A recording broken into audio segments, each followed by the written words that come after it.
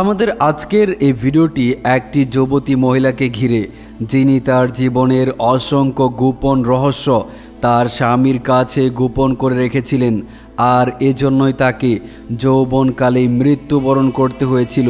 তবে তার অপ্রিয় রহস্যগুলো কী ছিল সেগুলো যদি আপনারা জানেন, তাহলে আমি গ্যারান্টি দিয়ে বলছি আপনারা রীতিমতো চমকে যাবেন, সেই সাথে অবাক হয়ে যাবেন এবং ভাবতে বাধ্য হবেন যে এটাও কি সম্ভব। একজন যুবতী মহিলা কিভাবে এই সব কিছু নিজের মধ্যেই গোপন করে রেখেছিল, আর তার স্বামীকে কেনই বা সে এই ব্যাপারগুলো জানায়নি, এর জন্যই তাকে যৌবন বয়সেই মৃত্যুবরণ করতে হয়েছিল। প্রিয় বন্ধুরা, আজকের এই চমৎকার ভিডিওটি আপনারা যদি সম্পূর্ণ দেখেন তাহলে অনেক কিছু শিখতে পারবেন। তাই আমি চাচ্ছি সেই শিক্ষা অর্জন করতে ভিডিওটি না টেনে একেবারে শেষ পর্যন্ত দেখতে থাকুন, আর এই চমৎকার ভিডিওটিতে এখনই একটি লাইক করে দিন। সেই সাথে চ্যানেলে নতুন এসে থাকলে চ্যানেলটিকে সাবস্ক্রাইব করে পাশে থাকা বেল আইকনটি প্রেস করে দিন। তো চলুন বন্ধুরা, কথা না বাড়িয়ে এবার আমরা মূল আলোচনায় প্রবেশ করি। সেই মহিলার স্বামী বলে, বিয়ের দুদিন পরে আমার স্ত্রীর ইন্তেকাল হয়ে যায়। আমি যখন আমার স্ত্রীকে দাফন করে আসলাম, তখন কালো রঙের বিড়াল আমার স্ত্রীর কবরের পাশে ঘুরঘুর করছিল। আমি ভাবলাম বিড়ালটা বোধহয় এখানেই থাকে। এরপর যখন আমি আমার স্ত্রীর কবরের কাছে একটু এগিয়ে গেলাম, তখন সেই বিড়ালগুলো আমার স্ত্রীর কবরের উপরে বসে কান্নাকাটি করতে থাকলো আর আমাকে দেখে মাটি সরাতে চাইল। আমি এই ব্যাপারে মৌলভী সাহেবকে বললাম। মৌলভী সাহেব আমাকে কবর খোঁড়ার নির্দেশ দেয়। আমি যখন আমার বউয়ের কবর খোদাই করলাম তো আমার কলিজা শুকিয়ে আসলো। বিয়ের সময় আমার স্ত্রীর ঘোমটা মাথায় ছিল। আমি এতে খুবই খুশি ছিলাম যে আমি একজন ন্যাক বিবি পেয়েছি। আমি এর জন্য খুশি ছিলাম যে আজ পর্যন্ত আমি কোনো মহিলার সাথে অবৈধ কিছু করিনি, তাই আমিও একজন ন্যাক বিবি পেয়েছি। বিয়ের পর নিজের কামরায় যাওয়ার আগে আমার এক কাজিন, ছোটোবেলাতেই তার মা বাবা ইন্তেকাল করেছিল এবং যে আমাদের সাথে থাকতো, সে আমার পথ আটকে বলল, ভাই, আমি জানি তুমি খুবই খুশি যে তুমি একজন ন্যাক স্ত্রী পেয়েছ, তবে তোমার যেমন অতীত রয়েছে তারও তেমন কোনো না কোনো অতীত থাকতে পারে। কেননা তুমি তো বলো স্বামী যেমন সে সেই রকম স্ত্রী পাবে, এটা তো সত্য। কিন্তু আমি সেই বিষয় নিয়ে খুব একটা মাথা ঘামাইনি, কারণ আমি আল্লাহর কাছে এই ব্যাপারে তাওবা করে নিয়েছিলাম। সে যদি আমার মতো কোনো গুনাহ করে থাকে তবে সেও নিশ্চয়ই তাওবা করে নিয়েছিল। আমার কথা শুনে আমার কাজিন হেসে বলল, আপনি কি করে জানবেন যে সে আসলেই তাওবা করেছিল নাকি না? আমি আমার কাজিনকে বললাম, আমাকে ভুলভাল বুঝিও না, আমার আল্লাহর উপর বিশ্বাস আছে। আমি বিশ্বাস করি আমার স্ত্রী নিশ্চয়ই পাক পবিত্র হবে। সে বলল, ঠিক আছে ভাই, তুমি এখন যাও। তুমি এখন খুব খুশি আছো, তাই তোমার মাথায় কেবল তোমার স্ত্রী ঘুরবে। আসল সত্য কেবল আমি জানি।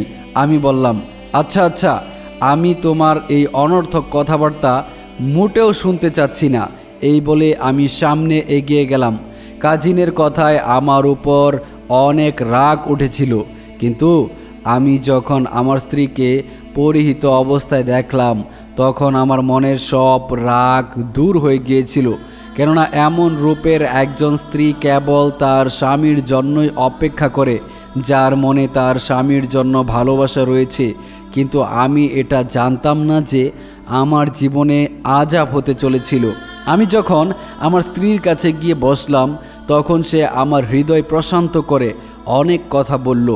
আমি আমার সারা জীবন আপনার সাথে আপনার প্রতি বিশ্বস্ত থেকে কাটাবো, আপনার ওপর কোনো হুকুম করব না। আমার স্ত্রী অনেক ভালো ছিল। আমি তার মুখ দেখে তাকে উপহার দিলাম। সে এতে দারুণ খুশি হয়ে গিয়েছিল। স্ত্রীর সাথে মোহাব্বতের সাথে কথা বলে রাতটা পার করলাম। পরদিন সকালে কেউ একজন দরজায় কড়া নাড়ল, কিন্তু দরজা খুলে দেখলাম সেখানে কেউ নেই। আমি তো অবাক হয়ে ভাবতে লাগলাম, একটা দরজায় কিভাবে আপনা আপনি আওয়াজ হতে পারে? এটা তো মানুষের কাজ। আমি ব্যাপারটা খুবই চিন্তিত হয়ে পড়লাম। স্ত্রীকে এ ব্যাপারে বলতেই যেন তার মুখ হাজারো দুশ্চিন্তায় ছাপ ফুটে উঠল, যেন সে এ ব্যাপারটায় অনেক বেশি চিন্তিত। সে বলল, হয়তো কোনো মানুষ দরজায় কড়া নেড়েছে, কেউ হয়তো আমাদের সাথে মজা করছে। আমার মাথা কাজ করছিল না, কে এমনটা করতে পারে। আমার স্ত্রী বাইরে এসে জায়নামাজ বিছিয়ে নামাজ পড়তে লাগলো। আমি আমার স্ত্রীর এই নামাজের কারণে খুবই খুশি হলাম। এমন সময় আমার আম্মা এসে বলল, বাবা, একটা সমস্যা হয়ে গিয়েছে, যার সমাধান একমাত্র তুমি করতে পারো। আমি ভাবতে থাকলাম আবার কি সমস্যা হয়েছে। আম্মা বলল, কে যেন আমাদের বাড়ির সব রেশন চুরি করে নিয়ে গিয়েছে। তার কথা শুনে আমি অবাক হয়ে গেলাম। বললাম, আজকাল রেশন কে চুরি করবে আম্মা? আম্মা বললেন, আমাকে বেশি ভাষণ দিও না, আমি জানি এই সব কিছু তোমার স্ত্রীর কারণে হয়েছে। জলদি বাজারে যাও আর রেশন কিনে নিয়ে এসো, নাস্তা বানাতে হবে। আমি আম্মার কথা শুনে বাজারে চলে গেলাম। সেখান থেকে রেশনের সমস্ত কিছু কিনে বাড়িতে ফিরছিলাম। বাড়ির কাছে আসতেই আমি একটা চিৎকার শুনতে পাচ্ছিলাম। মনে হচ্ছিল সেটা কোনো মহিলার চিৎকার, যেন সেটা আমার স্ত্রীর চিৎকারের আওয়াজ। আমি জলদি এগিয়ে গিয়ে দরজায় বেল বাজাতে লাগলাম, কিন্তু কেউ দরজা খুলছিল না। আমি অনেক চিন্তিত হয়ে পড়লাম। এক পর্যায়ে দরজায় লাথি মারতে শুরু করলাম, তাও কেউ দরজা খুলছিল না। এরপর আমি আম্মাকে ফোন দিলাম, কাজিনকে ফোন দিলাম, কিন্তু কেউ তাদের ফোন তুলছিল না। আচমকা আম্মা দরজা খুললেন। আমি আম্মাকে জিজ্ঞেস করলাম, আম্মা, দরজা খুলছিলেন না কেন? আমি এতক্ষণ ধরে বাইরে দাঁড়িয়ে আছি। আপনি কি জানেন না, আপনি তো অনেক রেশন আনতে পাঠিয়েছেন, আর ভেতর থেকে চিৎকারের আওয়াজই বা কেন আসছিল? আপনি কি আমার স্ত্রী সাজিয়াকে কিছু বলেছেন? আম্মাজান বললেন, না বাবা, আমি তোমার স্ত্রীকে কি বলবো, আমি ওয়াশরুমে ছিলাম, তাই আমার দেরি হয়েছিল।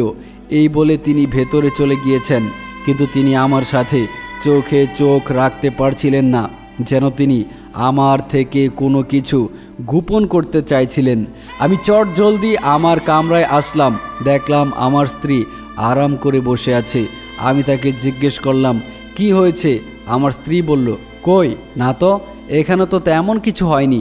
আমি তাকে বললাম, আমি এতক্ষণ ধরে দরজা ধাক্কা দিচ্ছিলাম, তুমি দরজা খোলোনি কেন? স্ত্রী বলল, আমার ভুল হয়ে গিয়েছে, এরপর থেকে আমি দরজা খুলব। আমি বললাম, এবার তুমি আমাকে বলো, এখান থেকে চিৎকারের আওয়াজ বেশি আসছিল কেন? কে ছিল যে চিৎকার করছিলে? আমার স্ত্রী ঘাবড়ে গিয়ে বলল, আমি কিছু জানি না। আমি তাকে বললাম, তুমি অন্তত আমাকে এটা বলতে পারো যে সে আওয়াজ কার ছিল, কারণ আমি চিন্তিত, জানি সে আওয়াজ আমার বাড়ি থেকে আসছিল। স্ত্রী বলল, আপনার এমনটা মনে হতে পারে, তবে এমন কোনো কিছুই হয়নি। স্ত্রীর কথা শুনে আমি নিজেই অবাক হয়ে গেলাম। তো এরপর আমি যে রেশন এনেছিলাম তাতে খাবার বানাতে অনেক দেরি হয়ে গিয়েছিল। আমার স্ত্রীর কামরা থেকে বেরিয়েছে 1 ঘন্টার উপরে হয়েছে, আর সে এখনও রান্নাঘর থেকে আসেনি। আমি রান্নাঘরে গিয়ে দেখতে চাচ্ছি না, কারণ আম্মা বলেছিলেন আমি তোমার স্ত্রীর কোনো নকরা খাটাতে পারবো না, আমি নিজেই অসুস্থ থাকি, তাই সে খাবার দাবার ও ঘর দুয়ার পরিষ্কারের কাজ নিজেই করবে। বিয়ের প্রথম দিনই আমার স্ত্রী উঠে রান্নাঘরে গিয়ে নাস্তা বানাচ্ছিল। 1 ঘন্টা হয়ে গিয়েছিল। আমি গিয়ে তাকে দেখতে চাচ্ছিলাম। আমি কামরা থেকে বের হতে যাব, এমন সময় দেখলাম আমার কামরার দরজার বাইরে থেকে বন্ধ করা। আমি অবাক হয়ে দেখলাম, কামরার দরজা কে বন্ধ করবে? আমি দরজায় কয়েকটা ঘুষি দিলাম, কিন্তু তাতেও দরজা খুলল না। আমি আমার কাজিনকে ফোন দিলাম, বললাম এসে আমার দরজাটা খুলে দে তো। সে আমাকে বলল, দরজা তো আগে থেকেই খোলা ছিল।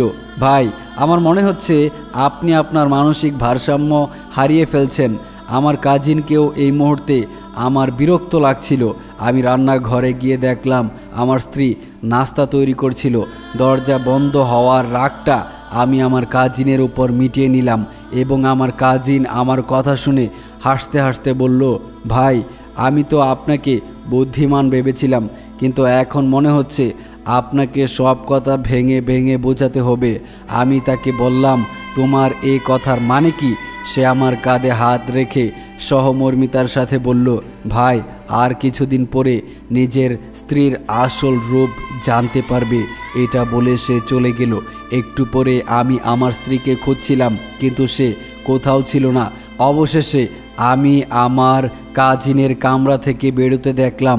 তাকে এভাবে দেখে আমার খুব খারাপ লাগলো এবং সন্দেহ হলো সে একদিনের নববধূ ছিল, তার আমার কাজিনের কামরায় যাওয়া উচিত হয়নি। আমি তাকে জিজ্ঞেস করলাম, তুমি আমার কাজিনের কামরায় কেন গিয়েছিলে? আমার প্রশ্নে সে ঘাবড়ে গিয়েছিল। প্রথমে তো নজর মিলাচ্ছিল না, এরপর বলল, আমি সেখানে সাফাই করতে গিয়েছিলাম। আমি তাকে বললাম, এত সকাল সকাল সাফাই করার কি প্রয়োজন পড়লো? আর তুমি কি করে জানলে এই ঘরে কয়টা কামরা রয়েছে?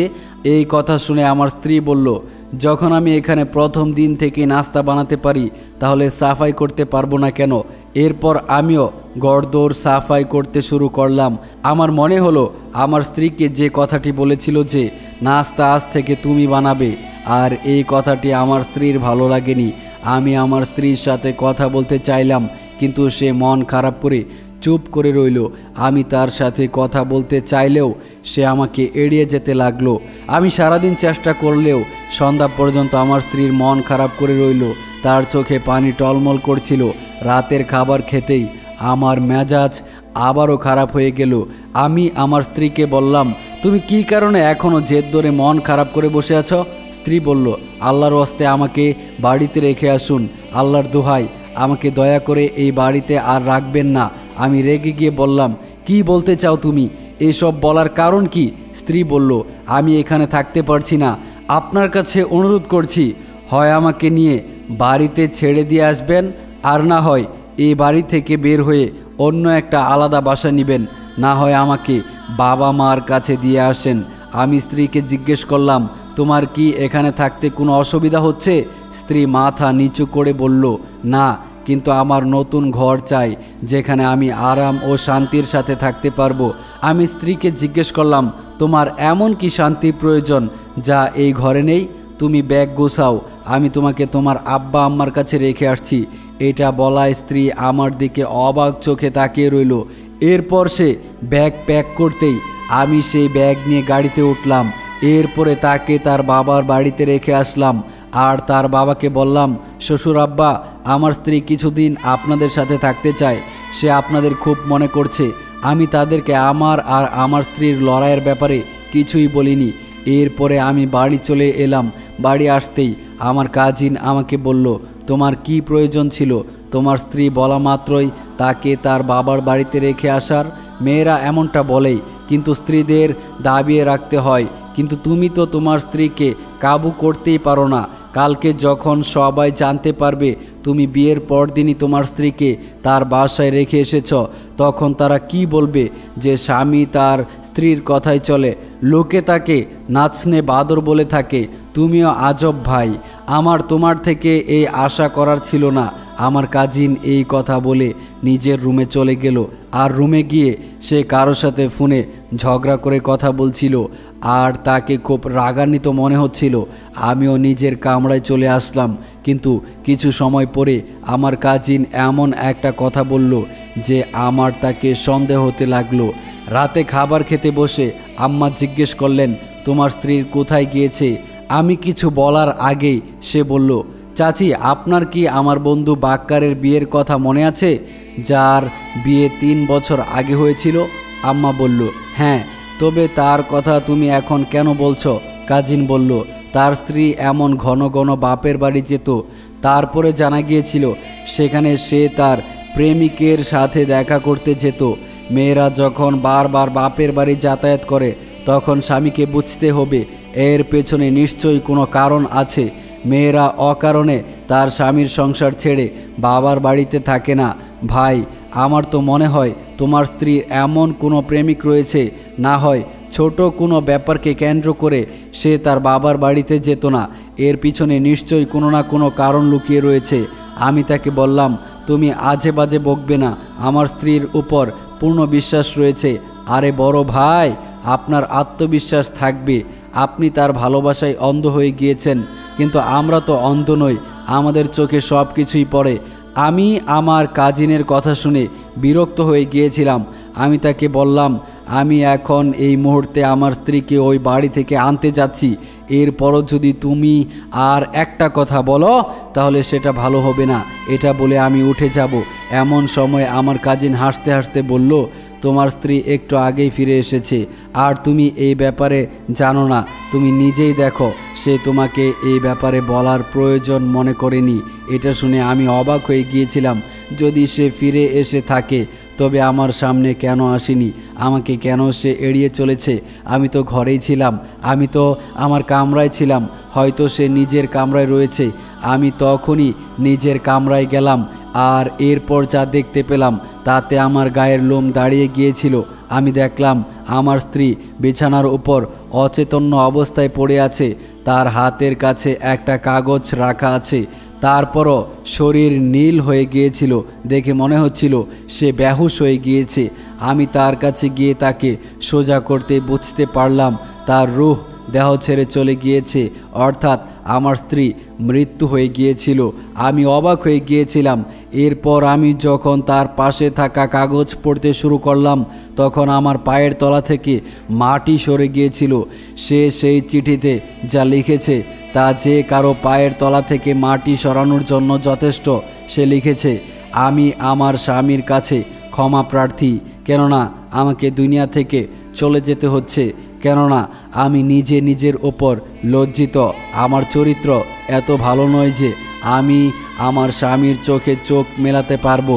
সে আমাকে খুব ভালোবাসে, কিন্তু বিয়ের আগে আমি অনেক ছেলেদের সাথে সম্পর্ক করেছিলাম। আমি নিজেকে আমার স্বামীর উপযুক্ত বলে মনে করি না। তাই আজ আমি নিজেকে শেষ করতে যাচ্ছি। এটা পড়তেই আমার পায়ের তলা থেকে মাটি সরে গিয়েছিল, আমার চোখে পানি এসে পড়েছিল। স্ত্রীর এই ধোঁকা কিছুতেই মানতে পারছিলাম না, তার উপরে তার মৃত্যুটা মানতে পারছিলাম না। এই খবর পুরো গ্রামে আগুনের মতো ছড়িয়ে পড়ল। তারা সবাই একত্রিত হয়ে বাসায় এলো। স্ত্রীর বাবা মা যখন এই চিঠির ব্যাপারে জানতে পারল তখন তারাও অবাক হয়ে গেল।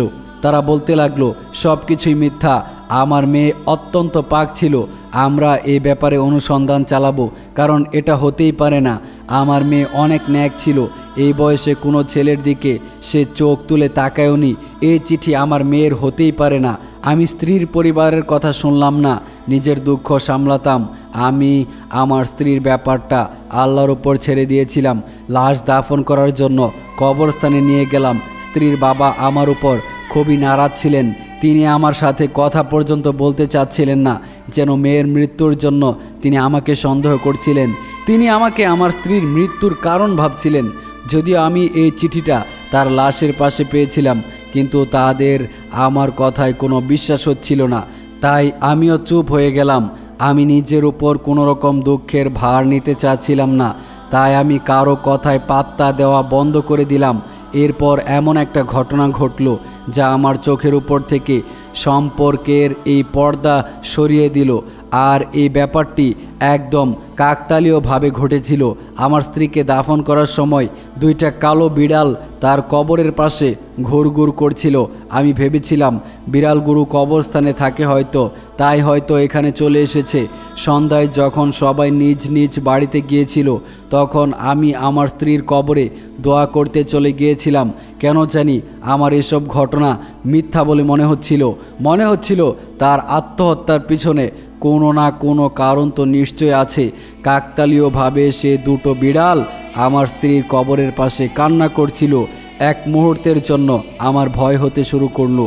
আমি যখন সেখানে থেকে চলে আসতে নিলাম তখন সেই বিড়ালগুলো কবর থেকে মাটি উঠাতে লাগলো। তারা তাদের পা দিয়ে মাটি সরাতে লাগলো। এ দৃশ্য দেখে আমি তাজ্জব হয়ে গেলাম। বিড়াল দুটো কবরের চারিদিকে ঘুরছিল। আমি ভাবলাম এই ব্যাপারে আমার কোনো আলেম বা মৌলভী সাহেবকে বলা দরকার। হতে পারে এসবের পিছনে অন্য কোনো কারণ রয়েছে। আমি ইমাম সাহেবকে এ ব্যাপারে বললাম। তিনি কবরে দোয়া করে দিলেন। এরপরে সেখানে কিছুক্ষণ বসলেন। বিড়ালগুলো তখনও কবরের চারিদিকে ঘুরছিল। মৌলভী সাহেব বললেন, কবরটা খোলা হোক। আমার সাথে তখন আমার এক বন্ধু উপস্থিত ছিল। আমরা দুজনেই ভয় পাচ্ছিলাম, কিন্তু খোদাইকারী সাহস নিয়ে কবরটি খনন করতে লাগলো। কবরটি খুঁড়তেই দেখতে পেলাম আমার স্ত্রীর হাত পা নড়ছে, তার মুখ দেখে মনে হচ্ছে সে শ্বাস নিচ্ছে। এটা দেখে আমার হুঁশ উড়ে গিয়েছিল। আমি আমার স্ত্রীকে নিয়ে হাসপাতালে গেলাম। অবাক করা ব্যাপার হচ্ছে এরপরে সেই বিড়াল দুটো গায়েব হয়ে গিয়েছিল। আমি তাদেরকে কবরস্থান থেকে বের হতে দেখেছিলাম। স্ত্রীকে হাসপাতালে নেওয়ার পর ডাক্তার বলল, আপনার স্ত্রী কোমায় চলে গিয়েছে। সেখানে 1 সপ্তাহ, 1 মাস কিংবা 1 বছরও লাগতে পারে, এমনকি অনেক বছরও লাগতে পারে। আপনি আপনার স্ত্রীর জন্য দোয়া করুন এবং তার ওপর অনেক ধকল গিয়েছে। আমি আমার স্ত্রীর পাশে বসে তার জন্য দোয়া করতে লাগলাম, কারণ আমি সত্যিটা জানতে চাচ্ছিলাম। 15 দিন পরে আমার স্ত্রীর জ্ঞান ফিরেছিল, আর সেই দিনই আমার কাজিন লাপাত্তা হয়ে গিয়েছিল। হয়তো সে ধারণা করেছিল তার সব সত্য আমার স্ত্রী আমাকে জানিয়ে দিবে, এবং ঠিক তাই হয়েছিল যা সে ভেবেছিল। আমার স্ত্রী আমাকে জানায়, বিয়ের প্রথম দিন থেকেই আপনার কাজিন আমাকে হুমকি দিত। সে আমার সাথে খারাপ আচরণ করতে চেয়েছিল, সেজন্য চিৎকার চেঁচামেচি করত, কিন্তু সে আমাকে জানতেও ভয় পেত। বিয়ের আগে আমার কাজিন আমার স্ত্রীকে চিনত, তারা দুজনে একই কলেজে পড়তো। আমার কাজিন তখনও তাকে বিরক্ত করত। সে জানত আমার স্ত্রী একজন সহজ সরল মেয়ে, সে পুরুষ মানুষকে ভয় পায়। আমার কাজিন এই ব্যাপারটা ফায়দা ওঠায় আর বিয়ের পরেই তাকে বিরক্ত করতে থাকে। এরপর আমার স্ত্রী আবার যখন বাড়িতে ফিরল তখন সে তাকে মারতে চাইল, কিন্তু বলে না, যাকে আল্লাহ রক্ষা করেন তাকে কেউ ক্ষতি করতে পারে না। সারা দুনিয়া একত্রিত হয়েও তার কিছুই করতে পারে না।